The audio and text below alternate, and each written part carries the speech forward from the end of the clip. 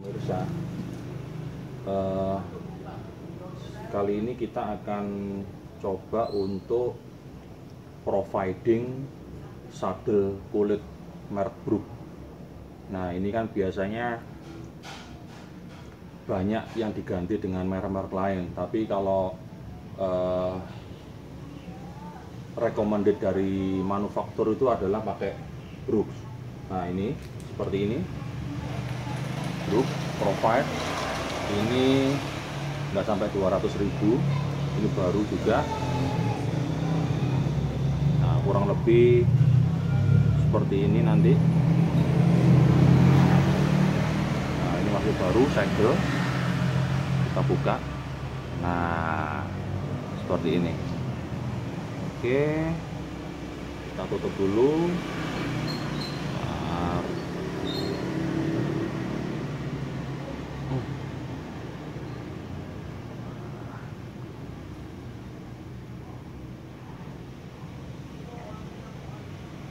pasta seperti ini ya. Oke. Nah, banyak yang masih belum ini ya, sebetulnya banyak juga yang sudah tahu, tapi kita ulas seperti ini. Ini kondisi baru, biasanya sudah include dengan sachet Provide ada dalam sini. Jadi kelengkapan dari Brook sendiri itu sudah dapat wrench sama Provide. Oke, kita akan coba membahas bagaimana mengaplikasikan Provide ke saddle Brook. Oke, kita minggirin dulu yang ini. Nah, kita ke sini. Nah, kebanyakan hanya diolesin bagian luarnya saja. Nah, menurut informasi dari manufaktur, itu sebetulnya yang paling menentukan adalah bagian dalam. Nah, sebelah sini. Nah, jadi untuk pengolesan itu di samping bagian luarnya, itu juga bagian dalamnya untuk AC yang lebih maksimal dan untuk mencapai waktu break-in yang lebih cepat. Nah, informasi dari manufaktur juga itu disarankan maintenance tidak terlalu sering mengolesi Provide, tergantung kondisi juga. Apabila terkena basah atau hujan, itu tidak perlu dijemur di terik matahari langsung, cukup diangin-anginkan aja. Nah, untuk Provide sendiri, untuk pemakaian pertama itu disarankan 3 jam minimal sebelum dipakai dan dipasang di saddle,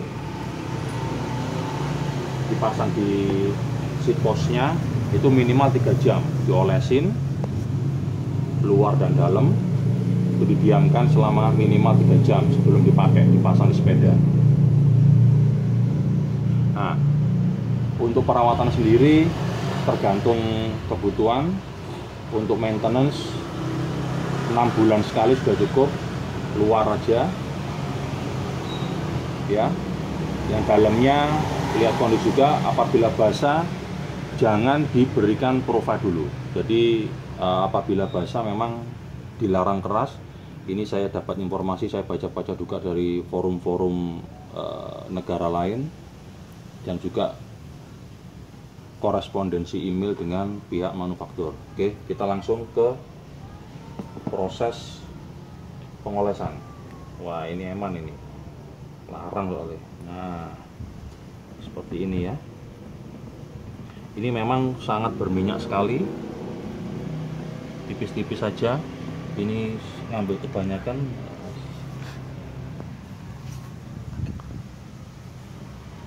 Nah, ini diolesin aja seperti ini, rata.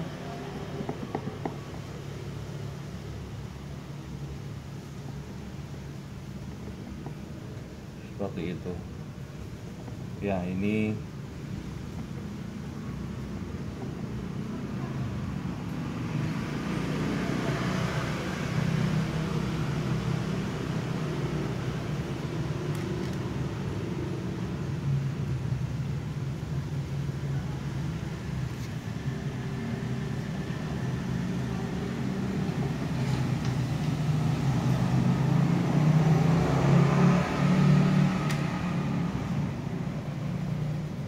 biasanya setelah pengolesan ini kecerahan brightness saddle juga akan kembali lebih segar.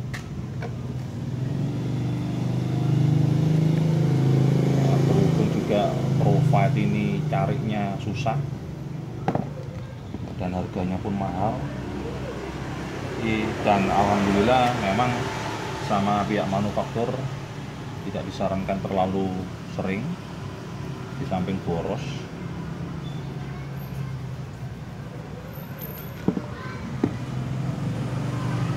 Juga memang mubazir. Ini cukup diolesin rata bagian luar.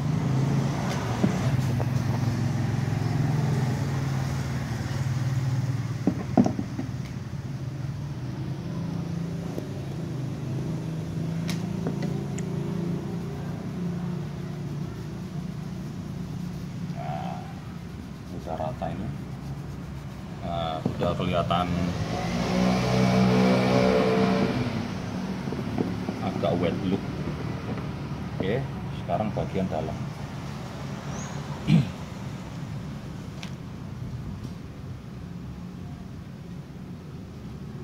Nah, sama, karena walaupun bagian dalam ini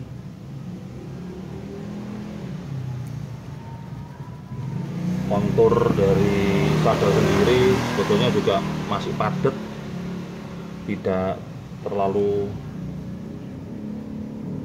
kasar seperti yang kita bayangkan karena pori-porinya ada di dalam sini. Oh ya, kenapa disarankan juga bagian dalam ini? Karena kan pori-porinya lebih terbuka daripada yang bagian luar, makanya disarankan juga untuk proses providing ini juga menjangkau bagian dalam.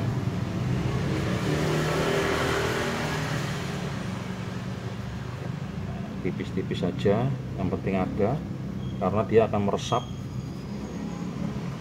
dan menjaga kelembapan. Paling utama itu adalah Provide ini bisa menjaga kelembapan dari kulit ini sendiri, makanya disarankan sama grupnya pakai Provide. Ya monggo kalau mau pakai merek lain, tapi saya ini hanya ngikutin dari rekomendasi dari manufakturnya sendiri.